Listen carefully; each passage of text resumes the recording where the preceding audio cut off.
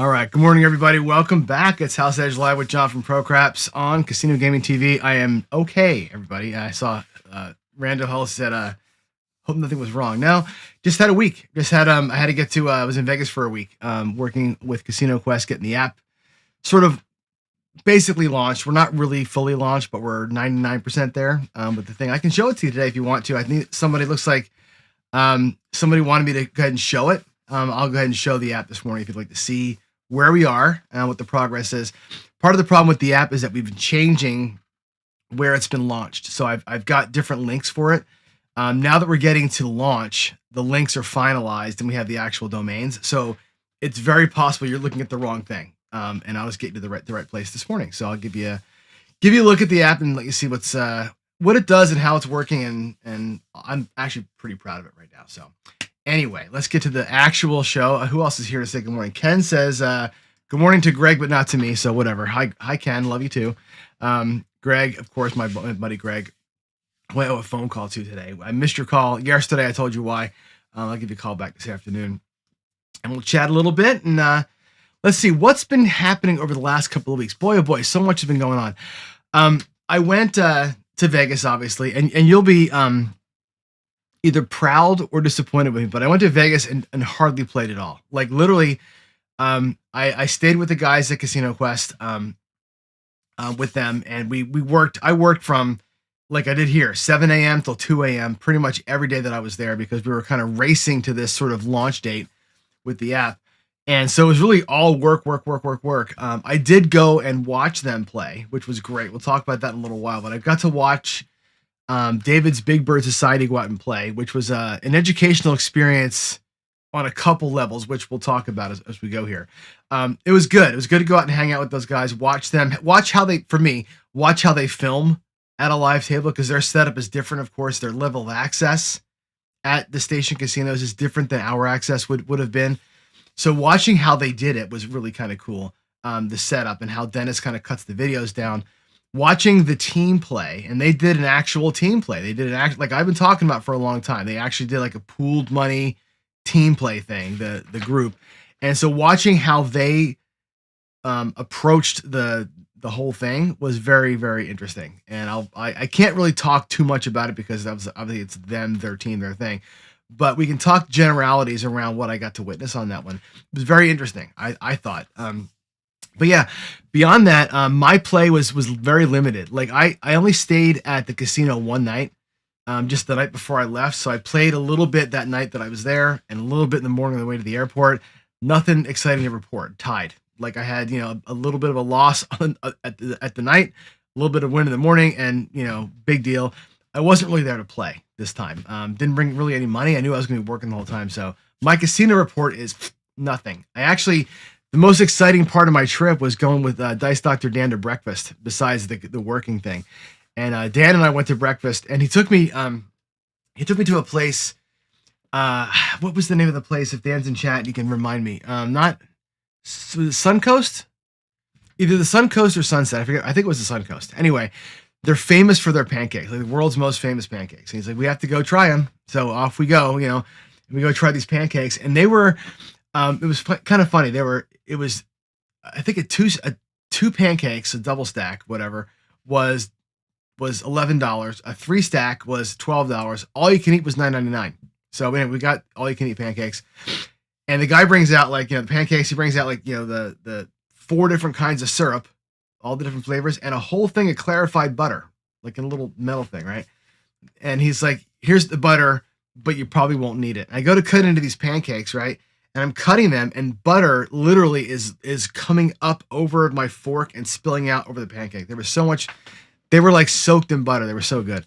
Anyway, that was about the best part of the trip besides the app stuff. So anyway, let's get to it. A couple of things we got to get into, of course, are going to be, and I'm going to really lean into some of this stuff. So as kind of a preview of what's coming on our shows in the coming weeks, months, whatever, a lot more bridge talk. And I'm going to really break these topics down into multiple layers. Like we did that big gambling 101 talk a while back, 90 something videos. And it's funny. And I think Ken from Ken Knows Gambling's out here. He can attest to this. The more that you do on one thing, the better it is. in terms of the content, right? Ken's getting better and better and better at getting his message out there clearer and clearer and clearer, both in examples and in words, right? However, the views on the videos are going down, down, down, down, down. People get kind of glazed over when you start doing the same things over and over again. They also glaze over when it's not crazy town. Like when you talk logic and reason and rhythm and common sense and money management and discipline, people go, don't care. I want to watch Bluff burn $10,000 on the roulette table. That's all they care about, right? I think it's important, though, to put the good content out there. I think it's important that we all talk about things like this, understanding what your bankroll means. What can it accomplish? Understanding during your gameplay how your bankroll in the rack, how your overall budget for that session impacts what you're going to do. Those things are important, right?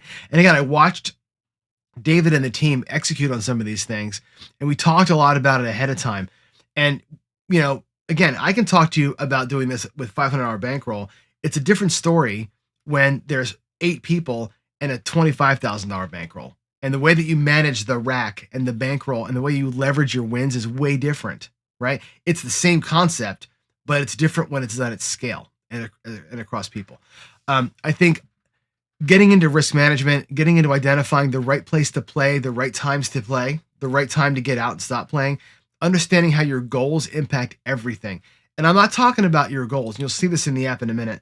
Your goal of the day. I don't want to just do a, 10% win today. I'm talking about my goal is to build my bankroll by 10% over the next month, my overall bankroll. My goal is to replace losses.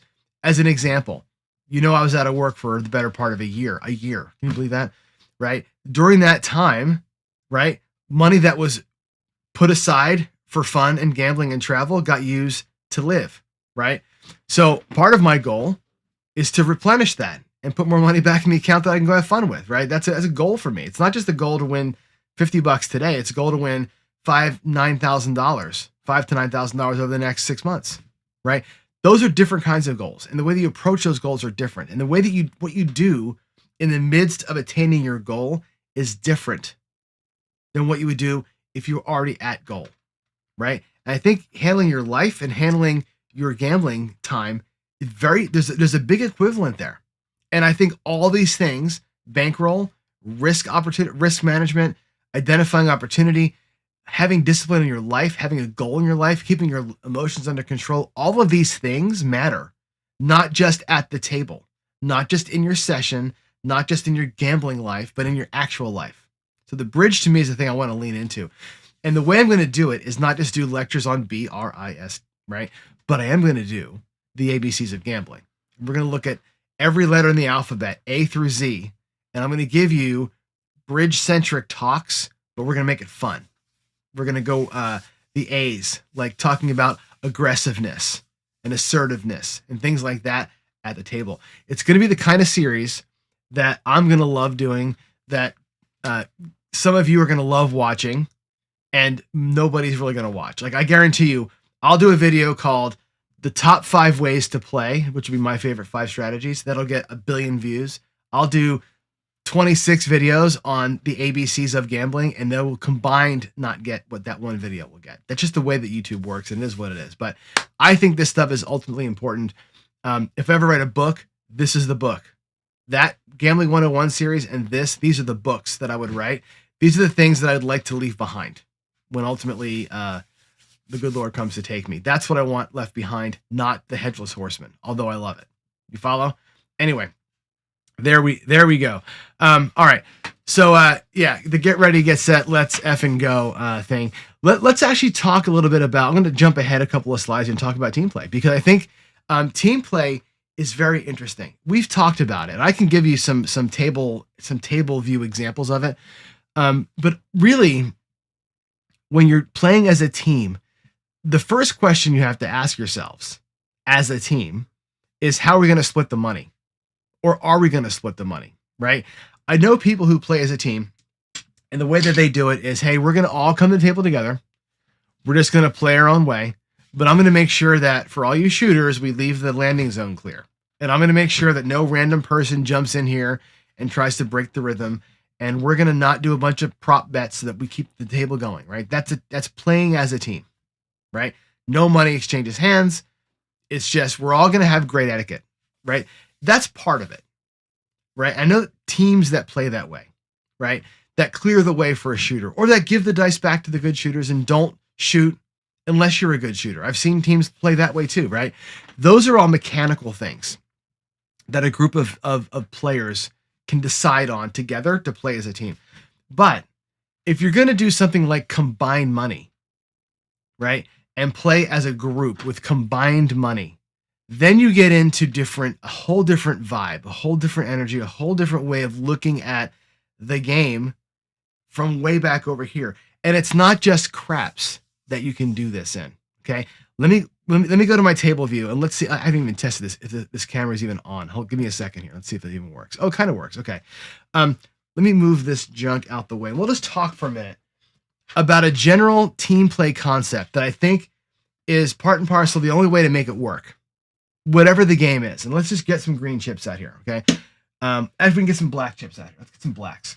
And let's say that you've got, there's 15, there's $1,000. We'll just do $1,000. $1,000 for one guy. Again, we're going to take this as a low money thing. 1,000 for one, and two guys with $200 each. All right, we'll do player one, player two, and me. I'm the guy in the middle. I'm on Jack Ace, right? And we've talked about on craps doing something like this, where maybe this guy takes out $300. Let's say you're gonna give this really three cracks, right? And in real life, 1,000 should be 5,000, and we're not doing 3 chances. We're gonna do multiple 10, 15, 20 chances. But for the sake of demonstration, $300, right? Let's take 100 of that in green, and let's do a 150, 6 and 8, right? And notice that the other guys aren't actually playing yet. Okay, a 150. 6 and 8, and that's the team's risk. You've actually got $1,200 here, all right, or $1,400 here. But reality, this is probably 5,000. These are probably 1,000 each. Okay, but out of that bankroll, we're going to risk this. Okay, and you're waiting for a hit. And notice how nobody's playing. Nobody's playing, right? Just the one guy, right? Because we're not going to put the whole bankroll at risk. You could have this guy doing this, and this guy going across, and this guy doing right, and everybody's got money out there on the table. And I've said that I think there's 2 ways to approach team play. One way is this, right?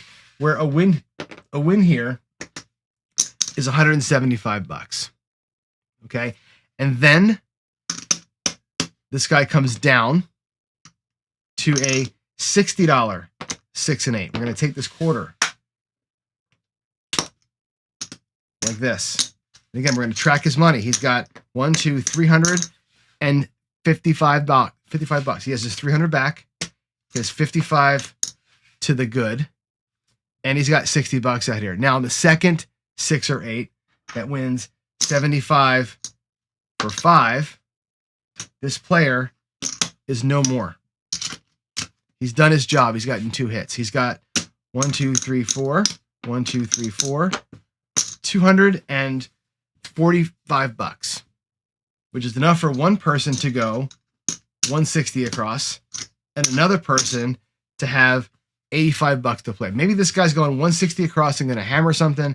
Maybe the other player is now allowed to use the $85 to do something. Maybe this guy here is going to do the molly with come bets, 3 $10 come bets with some odds, right? Maybe that's how it works. Maybe one person takes a couple of hits, gets off the table out of the hand, and lets everybody else run for the hills, right? Maybe that's a way to approach it. Maybe the way is, instead of all that, maybe one person is working a black chip horseman while another person is working 64 across, never regressing, an aggressive 64 across, while we can put this guy across, right? We can put him $50, $64 across. While the other guy, let's give him his change. He gets $9 change. Hold on a second. Right? While the other guy is doing something else, whatever the something else is. Maybe the other guy is doing the skill 66. right? Maybe we have that. Maybe you have one guy going a horseman at the black, one guy doing 64 across, one guy doing 66 in. Why those numbers make sense? 64 plus 66 is how much? 120, 130, right? 130 in action between two players with 400 in action from the other guy. This guy here, if he ever wins any of these bets, is going to end up covering both of their action and still playing. This guy here is targeting. The other guy is regressing, right? If three guys or three gals or three people play strategies that can coexist and not bump into each other, one's going up and down with the skill 66, one guy's just going up, one guy's doing a completely different thing to try and fund the whole deal. If three people play three different ways and they combine their winnings in the end, that's a way to approach a team. Yeah? Here's the problem though, right? And you can guess what the problem is, right? And no. This is not what David did. I'm not saying this is what David did. What I'm saying is there are mental approaches to team play where one person plays and he essentially, when he gets a number, whatever the number is, triggers the next person to play, right? The other person can't play until we have the money in the rack that funds their play, and then they can go scot-free, right? And that can be a cascading type of thing, right? That's fine. The other approach, like I said, is four people playing four different ways at the same time and having different approaches to it. So one guy wins because the come bets were on good rhythm. One guy wins when the place bets were on rhythm, but nobody really kills each other. You're not doing the same thing. Here's the problem with that, right? And you can watch the Big Birds video, get a sense of it, but people end up being the problem, right? And people get bored. People don't want to play my thing. If we're saying we're going to play for a four-person team and I'm going to do the horseman, you're doing a straight up 3-point molly, you're doing 64 across, and you're doing the skill 66. And that's what we're going to, four of us are going to do. We're going to put, $1,000 each at this thing. And that's what we're going to do. Well, guess what? Somebody says, I don't like this anymore. This is boring. I don't want to play that way. Or we missed a hot roll because I was stuck doing something stupid. So fuck this. Next time I'm going out with my own thing. Or I'm gonna have a side bankroll. And so I'll do that with you guys, but I'm also gonna play my own thing. Right. And it kind of puts a wrench in works. People end up, interestingly enough, you can say this about most things in the world. People are the problem. Right? Team play is a great idea in concept. However, I think it's not so much, I want to say, doomed to failure, but because you have people that have to execute, and executing is not always fun, they'll look at it like, this isn't what I want to do. And so team play is the most hard thing I think you can pull off in gambling. Even, again, if we go back down to here, even if you say, we'll do it at blackjack, same concept in blackjack, right? I'm going to go ahead and I'm going to play three hands at $100, right? I'm going to play three hands at $100. And let's say that between these three hands, let's say I lose one and I win two, right? So the team is up 100, right? I can take a hand back, right? I'm up $100. That means the guy next to me has $100 to play with. And he's going to do, I'm going to flat bet this. Maybe I'll do an up and pull. Maybe this guy here is going to come and do, okay, now I've got my $300 back. My partner has $100 to play with. I'm going to go one hand, $75 up and pull, right? My partner's going to go 1, 3, 2, 4. He has got three chances to get a 1, 3, 2, 4 to work, right? I basically funded both of us with one win, right? By winning 2 out of 3 hands, right? I'm able to fund his play and my play. And now we each have one hand to play, not me playing 3, right? That gets us out of the gate and it gets this guy playing. Now, could one person do it by themselves? Sure. They could play 2 hands, up and pull here, 1, 3, 2, 4 here, and fine, right? But if you're going to play as a combined bankroll team, that's a way to approach it. One guy funds the other guy. Both guys then play a different strategy, a different betting pattern to go up and come out. I think that's interesting stuff, right? So part of what I want to do with the series is, as we move forward here, is start doing some of this person plus person type of thing, right? Play a staged entry. Let me go ahead and get us paid for. Then let's come out here and do 2 different things. Let's see if we can do 2 different things from the common pot and make that thing work. We're probably going to tie a lot, right? I imagine you're either going to go down. The first guy loses a lot of money. The second guy loses nothing. So either one guy goes down, the next guy's is fine. We tie a bunch, or we both catch it, right? Team play is interesting, and I said when you watch teams play and how the mindset is of the concept, which I think can be super sound, and the execution, which again people get in their own way sometimes. So anyway, that was a thing that I thought was very, very interesting to watch. So yeah, the craps crawl, great. I would love to do a real craps crawl and actually put the $64 out and go YOLO all the way on the thing. Yeah, so hell is other. There you go, 555. Hell is other people. All right. Let's show you the Nexus. Somebody asked me about how the Nexus works. Let me show you really quick how the Nexus works. I'm going to switch my screen to here because I think it's important. This is what I was doing in Vegas anyway. So here's the deal. The URL is this. It's app.cqnexus.com. That's the live thing. While we're testing, you can also go to, let's see, can I do it here? I can't, my keyboard's over here. Hold on. Let's go to qa.cqnexus.com. I spelled app. There we go. So they're both the same. qa.app.cqnexus.com. That is the testing site where I do new features. When the features are approved, they go to the live site. But here on the live site, we can log in. And again, you need a Nexus account. You got to go to cqnexus.com and create yourself a Nexus account for this to work. And when you buy into the app, you'll have access. But I'll show you if you have an account there. We're going to log in. It's going to send me a one-time password that I have to go look up. So give me a second here. Waiting for it to come over my email. So it is 8199. Okay. All right. So once you're into the app, then you can start doing things. And the app is basically right now, the web version of the app is pretty broad in scope. Primarily, it's around the bridge concepts. For example, if you go to the My Bridge section and go to the risk assessment, you'll take a quiz that will tell you how risk averse or how your risk appetite measures up. This will let you test it out, right? Can you describe the time you won big? How did you react? I cashed out and left. I chased the win. I won, but I wanted to play more.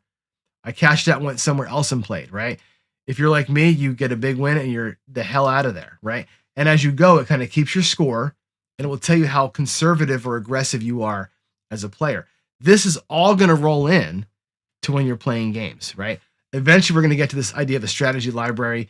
You've got your profile page where we have all of your achievements and your rankings. So as you're playing the games, you start earning scores of length of time I played blackjack, how many wins I got, that I count the shoes correctly, that kind of thing. And as you're into the games, for example, blackjack, right? You've got this way to play and practice basic strategy. I can do a little basic strategy deal and say, what do I do? What do I do here? You know what I mean? You're going to hit. It's going to say, hey, you got it right. And it's going to show you how the hand plays out and all of that. You've got your card counting practice screen, the same kind of thing where it's just going to deal a bunch of cards for you or deal a bunch of hands for you. And you'll count the cards in the hands. And when you get like to where you think you're ready to go and try it, you can show the current count. It will show you the current count of the deck, that kind of thing. This is the app, right? You want to play blackjack. If there were tables available, live tables to play at, you could play at them. Roulette, same thing. If we had some live tables to play at, you could play at some of the roulette live tables. Okay, this is the app in its kind of form. So we'll get this, trackers and live tables and all that stuff going here in the next week or so. But that's essentially how you get into it. And of course, as you're working your bank accounts, you can create new bank accounts for yourself and sort of manage your money through the app. So this will let you actually create a bank account like Ken's envelopes system, right? You can make an envelope called main bankroll and an envelope called excess and an envelope called whatever, and you can track your money within your accounts. And so that's the way that the app works, is app.cqnexus.com. Start by going to cqnexus.com/cqapp. Get yourself signed up. access is granted, and we're going through it. So I expect to have all the kind of kinks out of this app probably by the end of the week. I have an official launch on December 15th of this, plus the roulette app, plus the blackjack, the actual live playable game. So that's all in the way. So hopefully that helps you out. Basically, it's make sure you're at the right place. If you have an account at CQ Nexus and it's not working for you, make sure you go to the right place to get logged in. So it's app.cqnexus.com or qa.cqnexus.com. All right, there's that. Let's go back to Mr. Exciting. So there it is. There's a quick thought on team play, a quick look at the app, a quick look at what's ahead for me, which is more bridge, the ABCs of gambling. A lot less strategy talk from me. I don't do strategies anymore. I just don't. I play the 5 or 6 ways that I play, and that's kind of it. I just do like very simple things. I feel like keeping it simple is better, right? Having your press pattern is, I think, very important, right? Knowing your press patterns if you're going to be an aggressive player is important. Knowing your adjustments when it's not going well, and I want to switch to something a little more safe for a bit, going from an aggressive pressing system to the horseman, great. Have that in your arsenal, right? That's what I would do for strategy talk, but it's boring, right?